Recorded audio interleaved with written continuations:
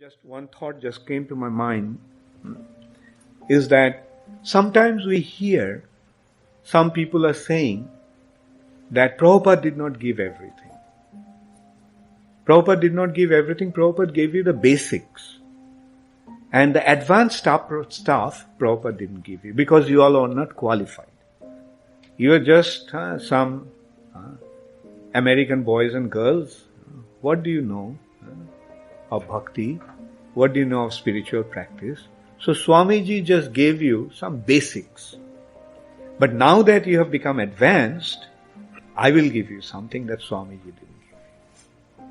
Do we hear some claims like that sometimes? Yes. Now here we can see that how baseless that claim actually is, or how misleading that claim can be. What did Prabhupada give? How did Prabhupada engage everybody? Prabhupada just engaged everyone in Sankirtan. And not only Srila Prabhupada, Srila Bhakti Siddhanta Saraswati Thakur. How did he engage everybody?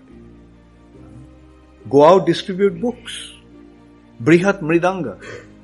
Print books, print magazines, print Krishna conscious newspapers and distribute. And that is the process that Srila Bhakti Siddhanta Saraswati Thakur gave, and that's the process that Srila Prabhupada followed.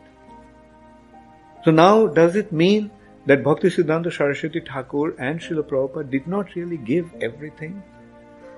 On the other hand, we can find that there is a group of devotees who developed a different process that is called Nirjan Bhajan.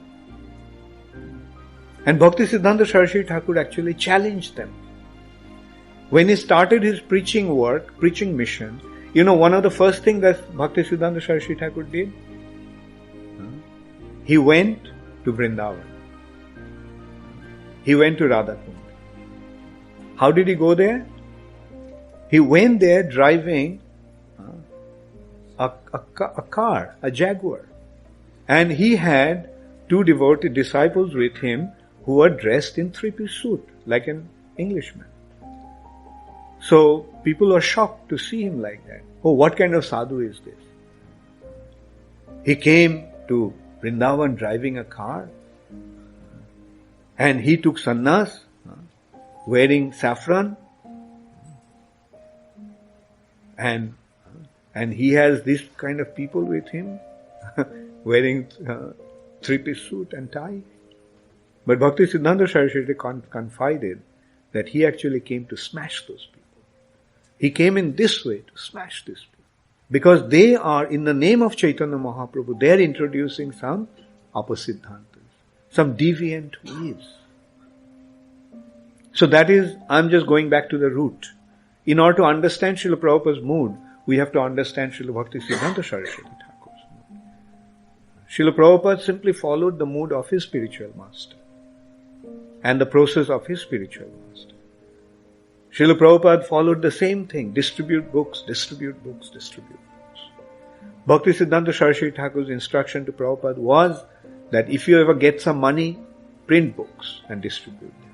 And what Prabhupada was doing, he was living in Vrindavan, he's living in Radha Damodar temple, next to Srila Rupa Goswami Samadhi. But he is coming to Delhi to print Back to Godhead. And he is going out in the heat of Delhi summer, and he is distributing these books with this magazine.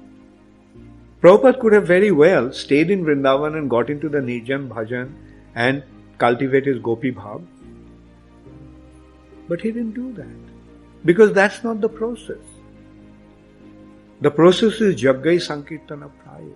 That is what Rāgānuga-Bhakti. We should not think that this Sankirtan is Vaidhi Bhakti and Nirjan Bhajan is Rāgānuga-Bhakti. No, Sankirtan is Rāgānuga-Bhakti.